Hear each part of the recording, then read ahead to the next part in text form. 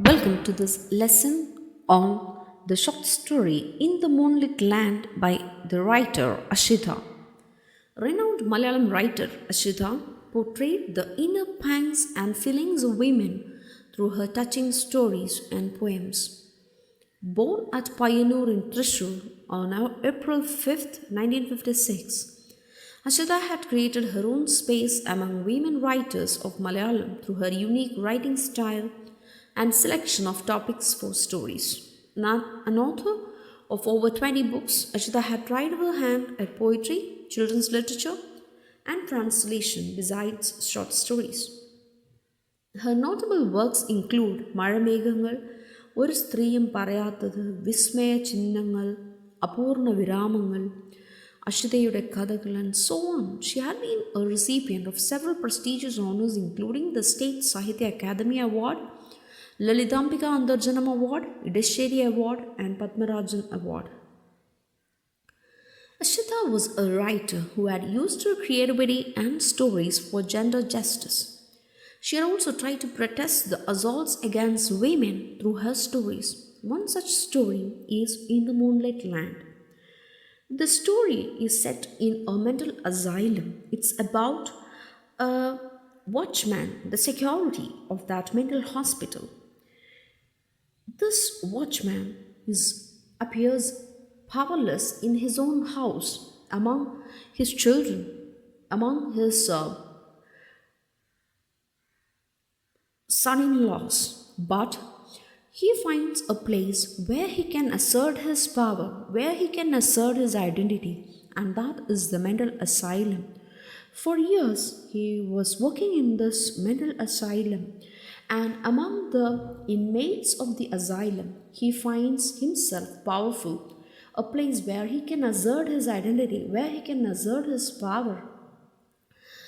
But after long years of service, and finally he retires, and at the end, he is in a very confused state. He cannot identify who is insane, the world outside or the world inside the mental hospital, and he doubts where he belongs to.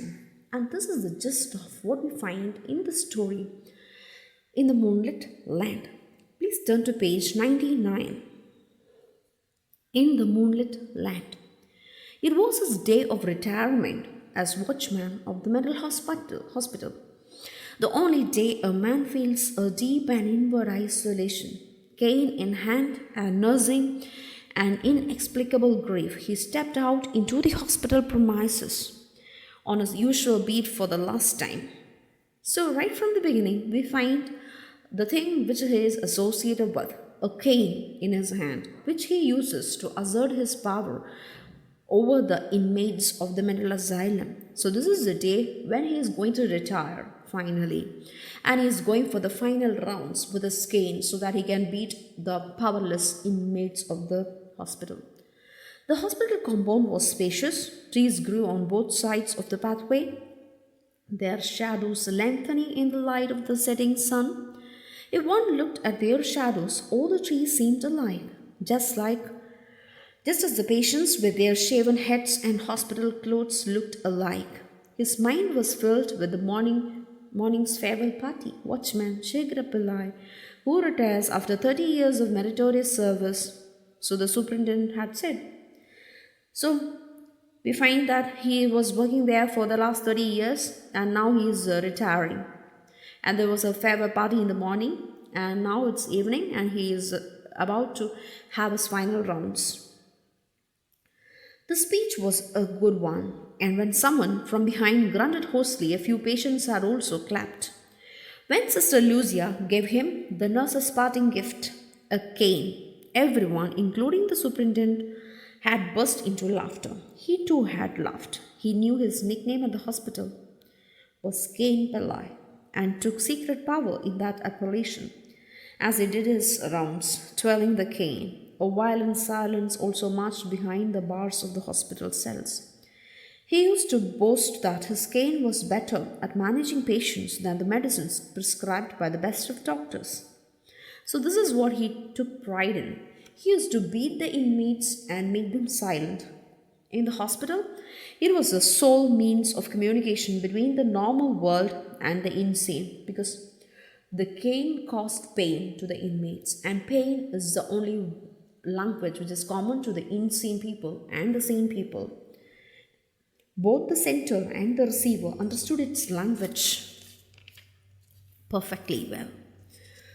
In a sense, he was an animal tamer who taught wild animals the proper systems of their land. This is an exact comparison that we find in the short story between the relationship between the inmates and the watchman, Shegarapillai. The sheer number of mad people he had trained during these 30 years to obey the mad ways of the world that pretended not to be mad. And that evening, watchman remembered Kochutracia. So from here on, we find accounts of different inmates who has actually who made some sort of impact on Shegaran Pillai's mind, whom he remembered so well. It was he who controlled Kochutracia as she came rushing in, hollering that she wanted to chop up her husband and slice him to pieces. When the cane swung up and down several times as though silently roaring shut up, Kochutracia fell down and peed where she lay. Thereafter, Kochutracia used to urinate whenever he made the cane hiss, even from a distance. She was frightful of the beatings. For a long time, that was a source of pleasure for him, and he took pleasure in tormenting this poor inmate. Not a day passed without the sweeper woman cursing him. Finally, one day, Kochutracia put an end to her life on the branch of a mango tree in the hospital premises. When the police brought the cops down, it was the super woman who prevented him from getting closer. Watchman, don't, her cops will piss at you, at your very shadow. He continued to walk, and on stopping, found himself beneath the same mango tree. Its shade, too, seemed to shiver in the mild breeze that was growing heavy with sorrow. Head down, and holding the cane behind him, he walked quickly past the mango tree.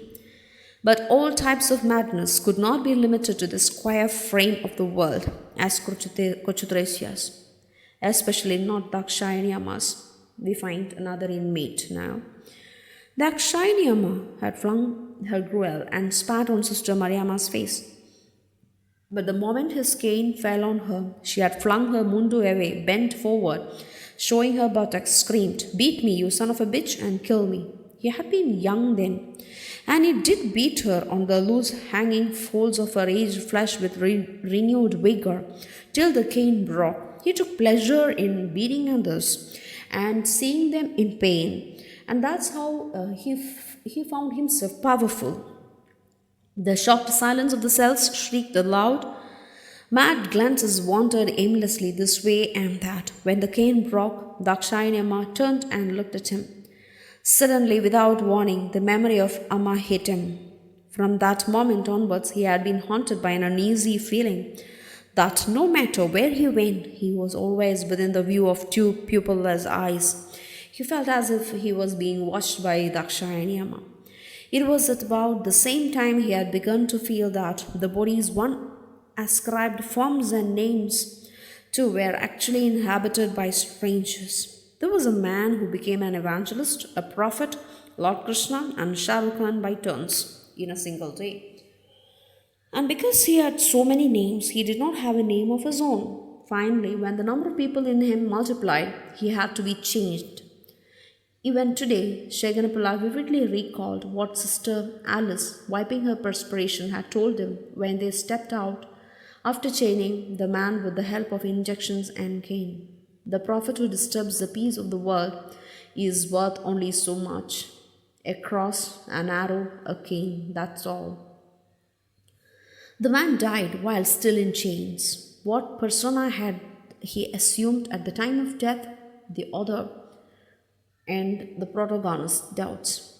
Or had he recognized himself? Shegarpillai felt it was a baffling question. Well, what is this? Not going home today? Your wife must be waiting for you after retirement function, remarked the sweeper woman as she walked away. His pace became slower. He lived in one of those line houses in the suburbs of the city where low income people thronged.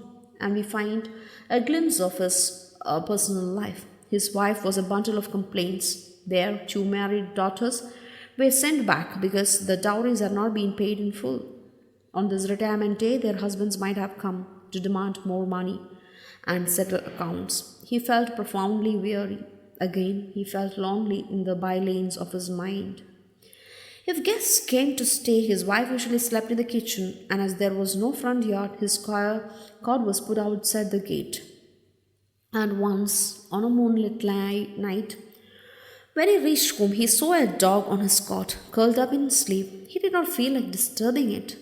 The moonbeams seemed to have created a magical world. Peace and quiet reigned everywhere. There was no sign of people or noises, so usual during mornings. When he went closer, the dog jumped up, looked at him, and began barking. Someone in a nearby house cursed loudly and went back to sleep. Shegrapalai sat on the edge of the cot cautiously. The dog stopped barking and began to howl at the moon. A loud cry splintered his thoughts and whizzed by. Walking on, he had reached the long row of hospital cells. At the very sight of his shadow, several hands stretched out between the bars in a line. Each hand held a prayer, a plea. They were souls earning for different things, from money for a cup of tea to mercy killing. So, this is the life of the inmates in the mental hospital. The sibilant sound of his cane was enough to kill those loud wails and drive them to silence, but he did not feel like doing it that day. Usually, he used to do that. The noise grew louder by the minute. Someone spat violently, and the spittle fell on his big toe. Complaints and abuse grew louder. The humming sound of a song rose amidst all these noises and flowed from a corner. It was so familiar. The singing began. It was as though something inside had melted and was overflowing in sync with the rising and falling notes. Looking at the turbulent pain, someone burst into peals of laughter. He walked on slowly, a hand extended from the last cell. Someone asked in a low tone, "Watchman, will you post this for me?" A soiled envelope that had no address. As usual, he took it. For years he had known its contents. Yet that day he opened the cover and pulled out the letter. A piece of blank white paper with so many folds that it was torn right down the middle, like a wound splitting the heart. "Watchman, before you go, please lock up Thomas inside a cell. It's full moon tonight, you know." Sister Lucia's voice, as she was taking a file to the superintendent's room, sounded as if it was from the other side of time. The sunlight had faded completely. His day was coming to an end. Putting Thomas back in the cell was the last of his daily duties before locking the gate and leaving. Thomas had not spoken a word to anyone for the past 20 years. All through the day he sat perched on the highest branch of a mango tree near the gate and looked at the city. In the evening, when the watchman was about to leave, he climbed down and went to the ward. He was absolutely calm on all days except on full moon nights. By the time Shegrapalai reached the mango tree, Thomas had obediently come down and was walking back to the ward. Pillai could feel that inexplicable grief returning. Glancing at the hospital for the last time, he moved towards the gate. Just then, Thomas called from the behind, "Watchman, don't go away. It's full of mad people out there." And this sink deep it started sinking deep into his mind that it changed his mental makeup. Startled, he stood rooted to the spot. Outside, a mad rush of vehicles, the incessant blare of horns, Dolby music screaming from the theaters, a huge roadside hoarding of an actress eager to peel off her clothes, a crowd of youngsters laughing and talking boisterously, unable to take their eyes off the hoarding, a speeding motorist showering expletives on the mother and daughter stranded in the middle of a road, youngster driving his bike on the footpath and stalking a girl, a policeman pretending not to notice it, a photo of a pregnant woman, her stomach cut open, sprayed with petrol and set on fire on a newspaper sheet blown by the winds, and now lying near the roadside lamppost, a beggar picking it up to fold leftovers taken from a garbage can can. So, this is the scene outside, the world outside, the sane world, the so called sane world. And inside, dowry amounts piling up on the court put outside life that was left behind like an unrepayable debt. The dog howling at the moon, all these were inside his head now. He cannot think straight now. He was seeing and hearing more than usual. With his inner eye, he could read the couplets of the song that had melted and flowed from inside the hospital cell. He could see what was written in the paper, torn in the middle. God. Wasn't the unwritten address etched in his memory? Throwing the letter to the world, he followed Thomas, stepped into the cell, and locked himself in. He walked on and faded into the endless cave of his own self. The moon shone instantly, beckoning him with a wide smile. And as the story ends, he finds himself among the inmates. He cannot identify the sane world and the insane world, and which one is the normal world. And his mind gets so confused that he ends up